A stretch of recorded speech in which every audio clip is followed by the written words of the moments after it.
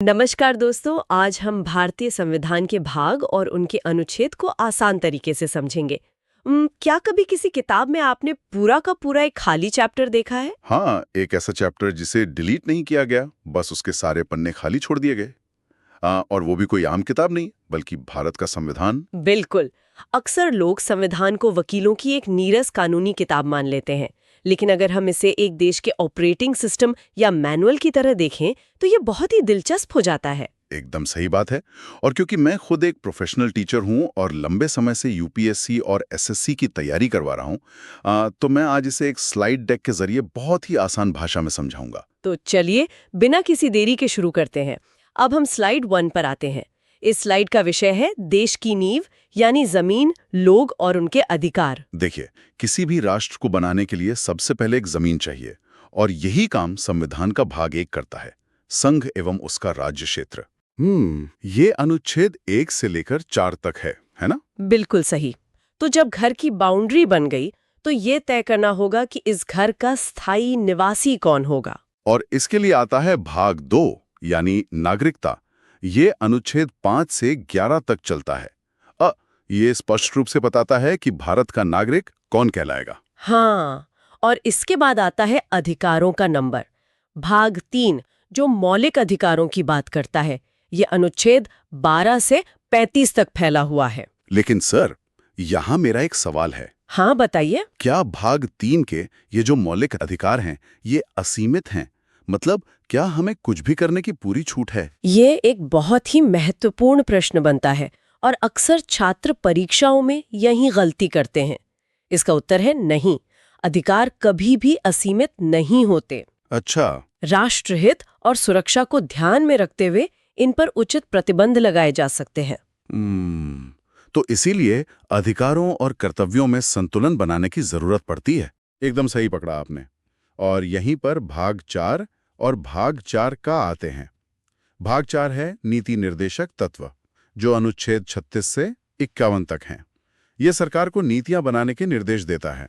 और भाग 4 क जो अनुच्छेद 51 क है, वो मूल कर्तव्य है, मतलब नागरिकों की अपनी कुछ जिम्मेदारियां। बिल्कुल। परीक्षा के दृष्टिकोण से भाग 3, 4 और 4 क सबसे महत्वपूर्ण हैं। इन्हें आपको अच्छे से याद कर लेना चाहिए।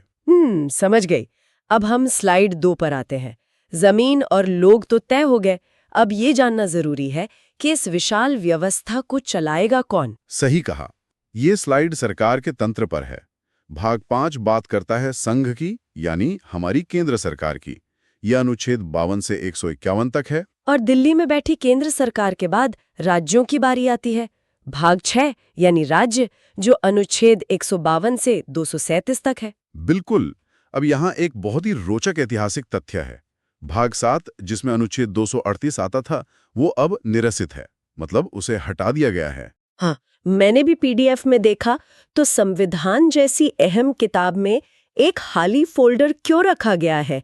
इसे पूरी तरह मिटाकर नंबरिंग क्यों नहीं बदल दी गई? देखिए, इसके पीछे का कारण ये है कि जब राज्यों का पुनर्गठन हुआ तो इस भाग की जरूरत नहीं रही। लेकिन अगर हम इसे हटाकर भाग 8 को भाग 7 बना देते तो पूरे संविधान का इंडेक्स और क्रॉस रेफरेंसिंग बिगड़ जाती। तो सिस्टम का क्रम बनाए रखने के लिए इसे बस खाली छोड़ दिया गया। ये तो इतिहास को सहेजने का बहुत स्मार्ट तरीका है। हाँ। इसके बाद आता है भाग 8, संघ राज्य क्षेत्र। यह अनुच्छेद 239 से 242 तक है। जैसे दिल्ली या लक्षद्वीप का प्रशासन। और इसके बाद आती है लोकतंत्र की असली जमीनी हकीकत। भाग 9 पंचायतें, जो अनुच्छेद 243 और 243 क से ड़ तक है। और इसी से जुड़े हैं भाग 9 क नगर पालिका है, अनुच्छेद 243 त से य छ तक। और भाग 9 ख सहकारी समितियां, अनुच्छेद 243 य ज से यन तक। मतलब गांव और शहर के स्तर पर भी सत्ता का विकेंद्रीकरण। ये तो बहुत जरूरी है ताकि लोग अपनी समस्याएं खुद सुलझा सकें। बिल्कुल। और इसी स्लाइड का आखिरी हिस्सा है भाग 10, अनुसूचित और जनजातीय क्षेत्र। ये अनुच्छेद 244 और 244 क में आता है। तो यहाँ हमारी दूसरी स्लाइड पूरी होती है। हाँ ठीक है, तो अब हम स्लाइड 3 पर आते हैं। इस स्लाइड का विषय है केंद्र राज्य संबंध, पैसा और व्यापार। तो जब केंद्र और राज्य दोनों सरकारें बन गई तो उनके बीच शक्तियों का बंटवारा कैसे होगा ताकि कोई झगड़ा ना हो? यही काम भाग 11 करता है। संघ और राज्यों के बीच संबंध। ये अनुच्छेद 245 से 263 तक है। एकदम सही। ये शक्तियों का एक पावर शेयरिंग एग्रीमेंट है, लेकिन असली टकराव तो पैसों का होता है ना। टैक्स का पैसा किसके पास जाएगा? बिल्कुल। और इसीलिए भाग 12 बहुत जरूरी है। वित्त, संपत्ति, संविदाएं और वाद। ये अनुच्छेद 264 से 300 क तक है। ये सुनिश्चित करता है कि देश वित्तीय अराजकता में ना डूबे। और पैसों से जुड़ा एक और वैवाहिक हिस्सा है व्यापार। भाग 13 भारत के राज्य क्षेत्र के भीतर व्यापार, वाणिज्य एवं समागम। ये अनुच्छेद 301 से 307 तक है। हाँ, ये सुनिश्चित करता है कि पूरे देश में एक साझा बाजार हो, मतलब कश्मीर से कन्याकुमारी तक सामान बिना किसी टैक्स की दीवार के जा सके। ये बहुत दिलचस्प है। अब हम स्लाइड 4 पर आते हैं। व्यवस्था बन गई, लेकिन इसे चलाने के लिए योग्य अधिकारी और निष्पक्ष चुनाव भी तो चाहिए। बिल्कुल। भाग 14 बात करता है संघ एवं राज्यों के अधीन सेवाएं, अनुच्छेद 308 से 323 तक। जो छात्र यूपीएससी या राज्य लोक सेवा आयोग की तैयारी कर रहे हैं, उनका सीधा संबंध इसी भाग 14 से है ना? एकदम सही कहा आपने। नौकरशाही यहीं से बनती है। इसके बाद आता है भाग 14 का अधिकरण या ट्रिब्यूनल्स, अनुच्छेद 323 क और ख। एक मिनट, यहाँ मेरी एक उलझन है। जब हमारे पास पहले से ही सुप्रीम कोर्ट और हाई कोर्ट हैं, तो ये अधिकरण अलग से क्यों जोड़े गए? देखिए, हमारी सामान्य अदालतों पर पहले ही मुकदमों का भारी बोझ है। कुछ विशेष तकनीकी मामलों को, जैसे टैक्स या सर्विस विवाद, तेजी से सुलझाने के लिए ये फास्ट ट्रैक सिस्टम बनाया गया है। अच्छा, मतलब काम में तेजी और विशेषज्ञता लाने के लिए। बिल्कुल। और इसके बाद है भाग 15 निर्वाचन, अनुच्छेद 324 से 329 तक। हाँ, चुनाव तो लोकतंत्र का दिल है। एक निष्पक्ष चुनाव आयोग का होना बहुत जरूरी है। सही कहा। और फिर आता है भाग 16 कुछ वर्गों के संबंध में विशेष उपबंध, अनुच्छेद 330 से 342। समाज के हर वर्ग, जैसे अनुसूचित जाति, जनजाति और आंग्ल भारतीय समुदाय को सही प्रतिनिधित्व मिले, ये भाग वही पक्का करता है। बिल्कुल। अब हम स्लाइड 5 पर आते हैं। ये हमारी आखिरी स्लाइड है। इसका विषय है भाषा, आपातकाल और संविधान का भविष्य। यहाँ शुरुआत होती है भाग 17 से, राजभाषा, जो अनुच्छेद 343 से 351 तक है। एक बड़े देश में संवाद कैसे होगा, ये यहीं तय होता है। और इसके बाद जो भाग है उस पर परीक्षाओं में बहुत सवाल आते हैं। भाग 18 आपात उपबंध, अनुच्छेद 352 से 360। लेकिन सर, आपातकाल शब्द थोड़ा डराने वाला लगता है।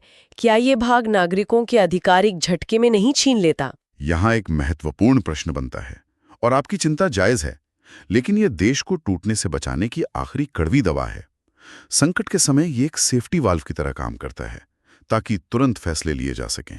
मतलब जब जान पर बनाए तो पूरा सिस्टम एक कमांड सेंटर से चलाया जा सकता है। इसके बाद है भाग 19 प्रकीर्ण या मिसलेनियस, अनुच्छेद 361 से 367। हाँ, इसमें राष्ट्रपति और राज्यपालों को कुछ कानूनी छूट दी गई है। और फिर आता है इस पूरी किताब का सबसे जादुई हिस्सा, भाग 20 संविधान संशोधन। इसमें सिर्फ एक अनुच्छेद है, अनुच्छेद 368। ये तो बहुत महत्वपूर्ण है। मतलब समय के साथ ये मैनुअल खुद को अपडेट कैसे करेगा, ये भाग 20 तय करता है। बिल्कुल। अगर ये ना हो तो संविधान बहुत पहले ही टूट गया होता।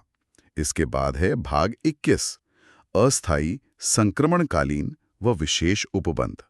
हाँ, ये अनुच्छेद 369 से 392 तक है। इसमें कुछ राज्यों के लिए विशेष या अस्थायी प्रावधान रखे गए थे। और अंत में आता है भाग 22 संक्षिप्त नाम प्रारंभ, हिंदी में प्राधिकृत पाठ और निरसन, अनुच्छेद 393 से 395 तक। तो यहाँ आकर हमारी किताब और हमारी स्लाइड डेक पूरी होती है। बिल्कुल। चलिए एक क्विक रिवीजन कर लेते हैं। भाग 1 की जमीन से लेकर भाग 2 के नागरिक, भाग 3 और 4 में अधिकार और नीतियां। हाँ, और फिर भाग 5 और 6 में सरकार का ढांचा, जो खाली पड़े भाग 7 के बाद भाग 9 में सत्ता को गांवों तक ले जाता है। एकदम सही। भाग 11 और 12 में पैसा और शक्तियां बटी, भाग 15 में चुनाव हुए, भाग 18 ने संकट में बचाया और भाग 20 ने समय के साथ बदलना सिखाया। ये सचमुच एक शानदार सफर रहा। इन 22 भागों और 395 अनुच्छेदों को जानना सिर्फ एग्जाम पास करने की कोई ट्रिक नहीं है। बिल्कुल नहीं। ये जानना है कि ये विशाल मशीन काम कैसे करती है और एक नागरिक के तौर पे हमारे अधिकार क्या हैं। एकदम सही। दोस्तों, अगर आपको ये पसंद आया हो तो चैनल जीके मैथ्स ट्रिक्स को जरूर सब्सक्राइब करें। हाँ, ताकि हम ऐसे ही आसान भाषा में और भी जटिल विषयों को आपके लिए डिकोड करते रहें। लेकिन जाने से पहले मैं आपके लिए एक सोचने वाला सवाल छोड़ना चाहती हूँ। हमने देखा कि भाग 20 के जरिए संविधान खुद को अपडेट कर सकता है। बिल्कुल। तो आज दुनिया जिस तेजी से बदल रही है, अगर भविष्य में भारतीय संविधान में एक नया भाग 23 जोड़ना पड़े जो कि आर्टिफिशियल इंटेलिजेंस या डेटा प्राइवेसी से जुड़ा हो, तो उसका विषय क्या होगा और उसका पहला अनुच्छेद क्या कहेगा? ये तो बहुत ही गहरा विचार है। हाँ, तो इस पर जरूर विचार करें।